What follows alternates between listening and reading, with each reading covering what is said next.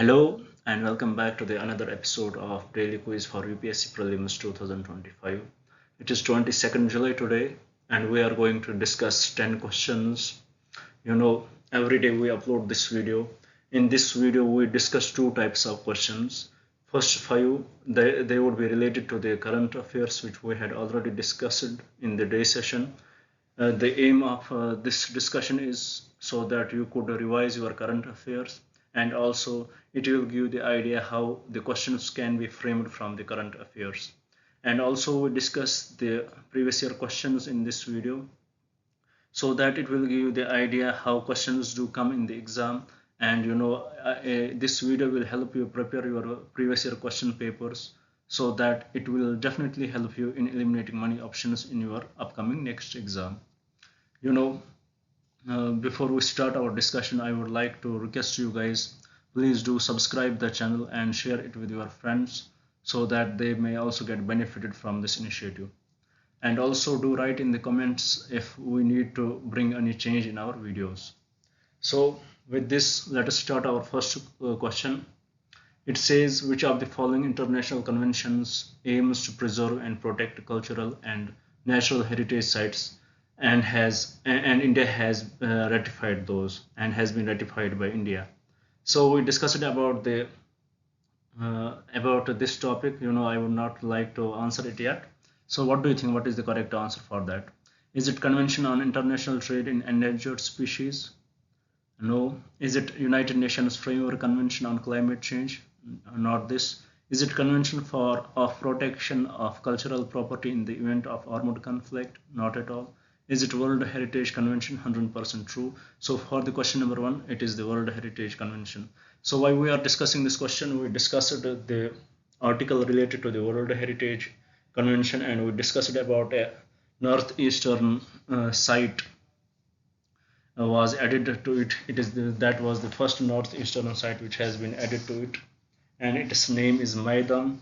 It is the burial site for the kings and queens of that time, and it belonged to the Ahom dynasty. It is the 43rd World Heritage Site for India. So with this respect, we discussed this topic, and for the question number one, the correct option would be option D. I hope you understood this, and I hope by this question you were able to revise some of the current affairs. Now coming to the question number two, it says, which of the following is a significant challenge facing the Indian garment export industry despite its competitiveness in the global market? We discussed about the export industry, we discussed about the Indian garments, we saw what are the different challenges to it. For example, raw material import is one of the challenge, the policies they have to follow, and they also, for exports, our different policies, the checks and balances for that, and also inadequate infrastructure. So let's jump to the answer of this question. So let's read the question again.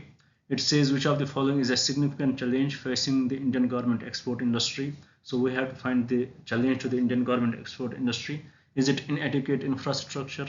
100% it is one of the challenge. Is it dependence on raw material imports? 100% true. And this imported raw material, it is not 100% automatic. They have to follow some rules. That also leads to the export challenge of our industry.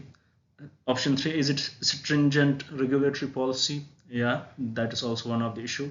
And actually I have to write for the option D, it should have been all the three, but I forgot to, I had wrote none. So for the question number two, the correct option is all the three are correct. So all the three are the problems associated with the export industry of the Indian garments.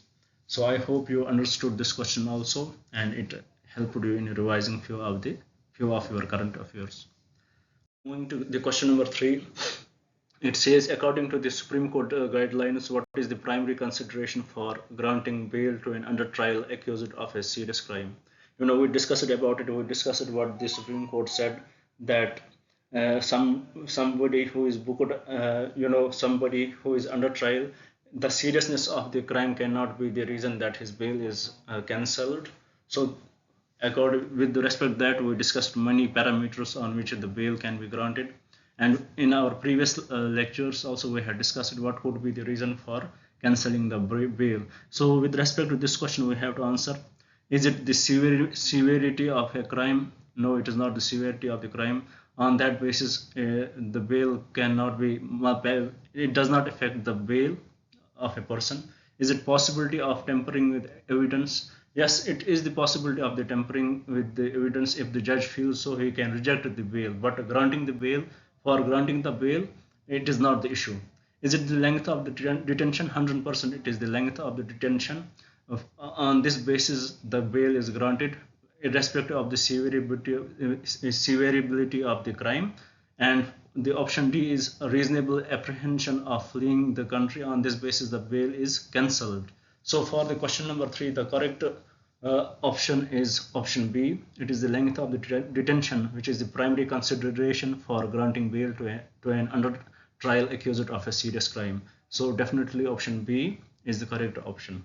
If if the question was like this, what are the primary considerations for not granting the bail, then for this question the options would have been C and D. But it is in the language is different. So for this question number 3, the correct option is option B. It is the length of the detention which is the primary consideration for granting bail to an under trial accused of a serious crime. Now coming to the question number 4, it says what is the primary mode of transmission of Naegleria fowleri, a brain-eating amoeba, meningoencephalitis, a rare but fatal neurological disorder. We had discussed this many times in our current affairs session, and we had also taken many questions on this in our previous classes. So here the question says what is the primary mode of transmission of this amoeba, which is Naegleria fowleri. So the primary mode of transmission is it the is the primary mode of transmission for this amoeba contaminated food and water? No, it is not. Is it vector-borne transmission? Neither this one. Is it person-to-person contact? And not this also. Is it inhalation contaminated water through nose? 100% it is option D.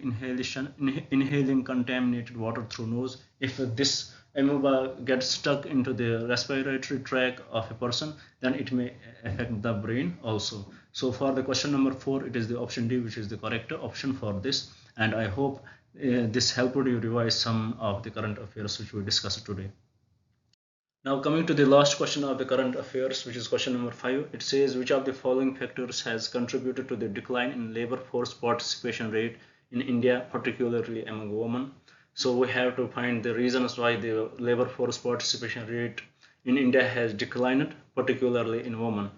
Is it increase in education? 100%. This is one of the reasons, because the women are getting higher education, so their criteria for the job has changed. So they would least do the labor do those jobs which do not suit their education. So for question number 5, the option A is correct. Well, let's see what about option B. Option B is rise in unemployment and job insecurity. This is also correct. Option C, social and cultural factors such as gender role, 100% true. We discussed this also. And option D, all of the above. This is the correct option for this. So for the question number 5, the factors which contribute to the decline in labor force participation rate in India, particularly among women, are all the above given options. So for the question number 5, the correct option would be option D. Now coming to the question number 6, it says with reference to the scholars of ancient India, consider the following statements. The option A, Panini is associated with Pushyamitra Sunga. Pushyamitra Sunga came after the Mauryans, and Panini, he was in the 5th or 6th century. So it is definitely incorrect. Then second, Amara Simha is associated with Harshavardhana. No, it is also incorrect. He is associated with Chandragupta too. Then the third, Kalidasa is associated with Chandragupta too. 100% true. So for the question number 6, the correct option would be option C.